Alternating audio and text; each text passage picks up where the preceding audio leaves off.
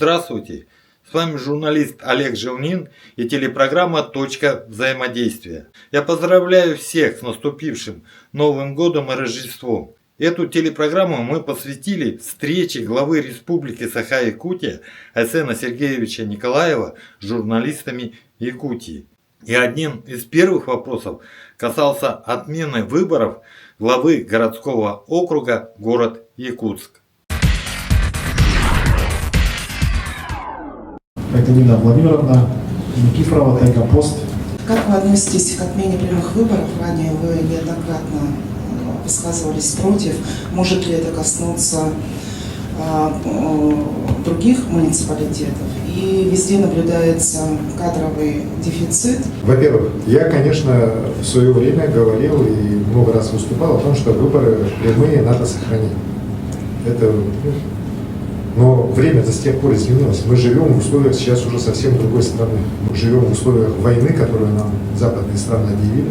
И здесь, конечно, внутри страны мы сейчас должны максимально быть мобилизованы и максимально сосредоточены.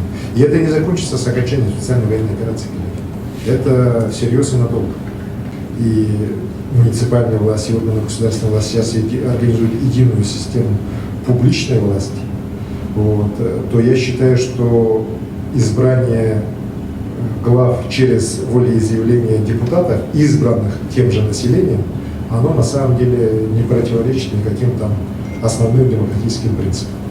Еще раз отмечу, что у нас в стране есть только в 4 административных центрах субъектах глава избирается через выборы населением, во всех остальных это через волеизъявление депутатов. И что у нас в 80 с лишним административных центрах стало жить хуже. Судя по отзывам жителей, знаете, точно не хуже, а у многих лучше даже стало. Не хватает компетентности, особенно на низовом уровне. У нас нет этих людей даже сегодня при том, что мы выбираем их народным волеизъявлением. У нас нет там скамейки запасных. От того, что мы поменяем систему избрания, скамейка на уровне наследов, она не вырастет. Полномочий у них много, но, к сожалению, об ответственности мы многие годы как-то так не задумывались. А сейчас, особенно в условиях более жесткого контроля со стороны государства за использованием бюджетных средств, за исполнением федеральных законов, региональных законов, начинает возникать вопрос. Я считаю, что с этой точки зрения для нашей республики переход на одноуровневую систему наверняка более оправдан. Я уж не говорю про финансы, по финансам он точно гораздо выгоднее. Он даже с точки зрения управления и улучшения качества управления на той или иной территории он лучше. В преддверии совещания работников образования Якутии мы составили подборку вопросов журналистов, касаемых образования. Айсен Сергеевич по этой теме высказал свое мнение. Матрена Кондратьева, главный редактор газеты «Якутия». Ежегодно вы в своем послании делаете акцент на качестве образования. Как известно, мы должны попасть в топ-15 регионов с хорошим качеством. Мы вложили за эти годы колоссальные средства в инфраструктуру образования. Порядка 180 объектов мы построили и ввели. Школы и детские сады. Никогда так активно объекты образования не строились. Конечно же, при этом мы ожидаем, что и качество образования вырастет соответственно этим вливаниям. Но, положа руку на сердце, у нас так не происходит. Причем проблема образования, она не только в удаленных поселках, она у нас и в городе Якутске. Мы на эту тему уже неоднократно достаточно уже подробно разговаривали с Министерством образования, с управлением образования города Якутска. Я считаю, что корень, наверное, зла в том, что система вообще в целом управления образованием нашим, система ее функционирования, она где-то в 90-х годах сформировалась, и она с тех пор сильно не меняется. У нас огромный административно-управленческий аппарат. У нас, вот если посмотреть соотношение вот АУПа к количеству учителей, то он у нас гораздо выше, чем в других субъектах. Уже несколько раз и в послании, в том числе, я говорил о создании территориальных образовательных комплексов. Но вот в городе Якутске есть идеальные целые кварталы. Вот тот же 203-й взять, где несколько школ, несколько детских садов, вот 202-й, 203-й взять. Ну, расстояние между ними, не километров, сотни метров. Но создайте один вот комплекс с единым административным аппаратом, хозяйственным аппаратом, а высвободившиеся деньги давайте направим на учителей, на улучшение образовательной деятельности. Хорошо, да, и в конечном итоге это вот где-то не на уровне главы, который на самом деле это очень поддерживает, хочет это сделать, я это вижу, но вот где-то на уровне аппарата, на уровне среднего звена это все зажевывается и останавливается. Недостаточным уровнем образования вот у нас выпускается. И это потом обязательно скажется. Чудес не бывает. Сообразно вложением государства в инфраструктуру, все-таки качество образования нашло. И у нас обязательно вот эта реформа, она должна. А он сидит твердо, заработные платы у них очень хорошие. Да? Реально это так. И, конечно, никто не хочет от этого отказываться, и держится, и сопротивляется.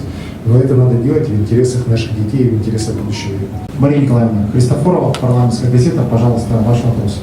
Тот посыл, который от вас прозвучал, вернуть медицину в школы, мне кажется, найдет отклик очень много у большого родительского сообщества. Давно пора, вопрос назрел. Слушая и слыша людей, я ставлю задачи, которые считаю важными и справедливыми. Возвращение медиков в школы – это запрос общества, который я сейчас транслировал через свое послание нашему правительству, чтобы они этот вопрос решили. Как они решат, какой будет межвет, какие там будут решения приниматься. Вы знаете, по большому счету, это их работа. Пусть думают и пусть решают.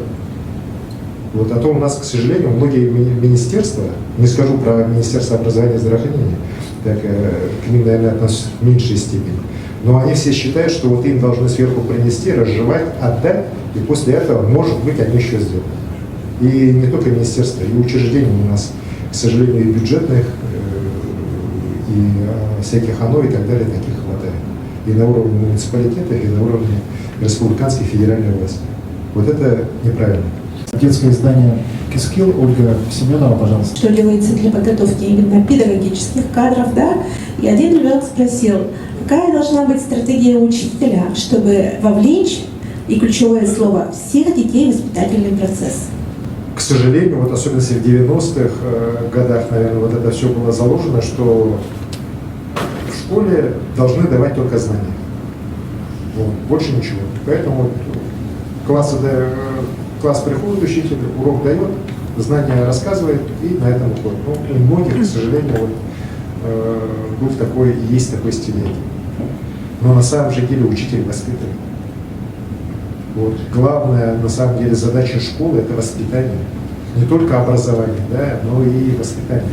Вот про искусственный интеллект сейчас сказали, да, коллеги, но даже без искусственного интеллекта сегодня все знания можно в наших гаджетах найти, которые раньше, там, знаешь, месяцами работы в библиотеках можно было найти. Сейчас набрал, кнопку нажал, все, у тебя все знания есть. Поэтому ценность знаний вот просто вот как самих таковых, она сейчас нивелируется. Она уже не настолько ценна, вот эти, это знания просто, да, механические, как это было там лет 20-30 назад. Сегодня ценится самое главное умение мыслить, умение творить, умение подходить к процессам таким образом, чтобы решать какие-то задачи наиболее эффективно и наиболее качественно, в том числе с использованием современных технологий. Вот. И мы должны наших преподавателей этому учить, готовить и в колледжах, и в вузах. Я считаю, самое главное вообще для учителей, оно не меняется на самом деле, не то что с десятилетиями, с веками, наверное, да? Учитель должен своего воспитанника любить. Вот если он любит детей, да, у него все получится. А вот если будет подходить механически, к сожалению, даже с прекрасными знаниями, с прекрасным образованием, тут могут быть вопросы. Вот я всегда, мне очень повезло на учителя. Меня учили, я сейчас понимаю, великие учителя, которые реально жизнь посвятили служению учительству.